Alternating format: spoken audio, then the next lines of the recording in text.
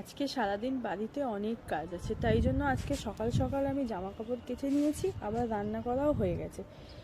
তো এখন তো আমি ছাদে এসেছি জামা কাপড় মেলতে। নিচে গিয়ে আমি তোমাদের রান্নাটা দেখাবো, কি রান্না করেছি আজকে।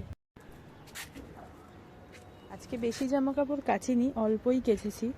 তো এই যে অর্ধেকটা মেলা হয়েছে, অর্ধেকটা এখনো গামলার মধ্যে আছে। আজকে বেশি কিছু রান্না করিনি, ভাত করেছি, একটু কাঁচকলা পেঁপে আলু দিয়ে মাছের ঝোল করেছি, আর পেঁয়াজ কলি আলু ভাজা করেছি, আর ফ্রিজে না মাংস আছে। এটাই আমাদের স্যাটারডে লাঞ্চ।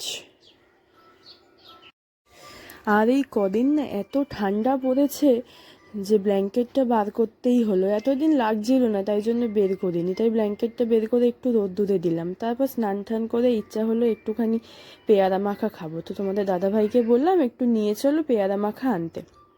তো আমাকে নিয়ে গেল পেয়ারা মাখা কিনতে। তো সেখানে গিয়ে পেয়ারাগুলো আমার পছন্দ হয়নি, তো তারপরে নিয়ে নিলাম আমড়া মাখা। দুপুরবেলা একটু আমড়া মাখা খাবো, তার জন্য। তোমাদের কার কার ভালো লাগে আমড়া মাখা খেতে? তো আজকের মতন টাটা, দেখা হচ্ছে পরের একটি ব্লগে।